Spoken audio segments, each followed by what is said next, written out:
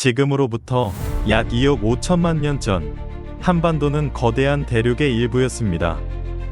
그러나 중생대 초기, 지각 변동이 일어나면서 여러 판들이 충돌하고 분리되었죠.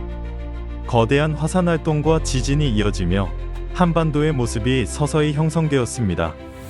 시간이 흐르며 신생대 약 2천만 년 전, 한반도는 점차 안정된 땅이 되었습니다. 지각 변동이 줄어들고 강과 산이 형성되었으며 기후도 온화해졌습니다. 이 안정적인 환경 덕분에 인류는 이곳에 정착할 수 있게 되었습니다. 약 기원전 8천년경 고대 인류는 해안을 따라 이동하며 사냥과 채집을 하며 살아갔습니다. 일부는 점차 농업을 시작하며 정착 생활을 선택하였고, 일부는 계속해서 수렵과 이동 생활을 이어갔습니다. 이들은 한반도에 도착하여 새로운 삶의 터전을 만들어 나갔습니다. 한반도에 정착한 이들은 점차 다른 방식으로 살아가기 시작했습니다. 농업과 정착 생활을 선택한 집단이 있었고, 반대로 사냥과 이동 생활을 지속한 집단도 있었습니다. 정착하여 농경을 주로 하던 이들은 자연과 조화를 이루며 살아갔습니다.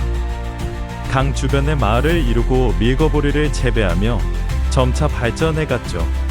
그들의 삶은 끈기와 인내로 이루어졌으며 단군 신화 속 곰족의 상징이 바로 이들을 가리킵니다. 한편 수렵과 사냥을 주로 하던 사람들은 이동 생활을 유지했습니다. 이들은 강한 체력과 용맹한 기질을 가졌으며 거친 자연 속에서 살아남는 법을 익혔습니다. 신화 속 호랑이족은 바로 이들, 수렵을 주로 하던 부족을 상징하는 존재였습니다. 이렇게 한반도의 초기 인류는 곰족과 호랑이족으로 분화되어 서로 다른 방식으로 삶을 이어갔습니다.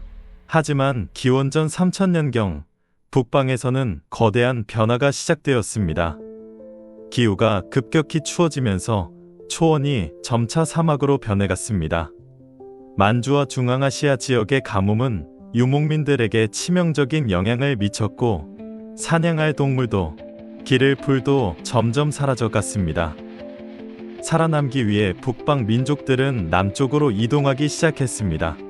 말을 타고 초원을 가로지르며 한반도로 점차 내려왔습니다. 하지만 이곳에는 이미 먼저 정착한 곰족과 호랑이족이 있었습니다.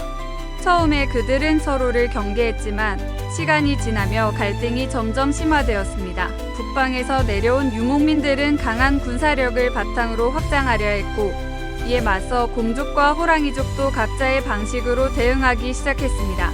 결국 북방 민족의 강력한 군사력 앞에서 두 부족은 각기 다른 선택을 하게 됩니다. 곰족은 북방 민족과 타협하며 새로운 질서를 만들기로 했습니다. 농경과 유목 생활을 결합하여 더욱 강한 사회를 형성하려 했죠. 그들은 새로운 지도자를 받아들이며 북방의 기술과 문화를 융합하여 새로운 국가를 세웠습니다. 이것이 바로 단군이 건국한 고조선의 시작입니다. 하지만 호랑이족은 다른 선택을 했습니다. 그들은 북방 민족과의 동화 대신 자연 속으로 더 깊이 들어가는 길을 택했습니다.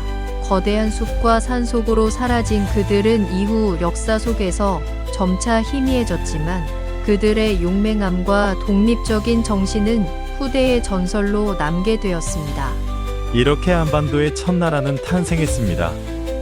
서로 다른 문화와 민족이 융합하며 새로운 시대가 시작되었죠. 단군 신화는 단순한 전설이 아니라 우리가 어떻게 이 땅에서 함께 살아남고 발전해왔는지를 보여주는 이야기입니다.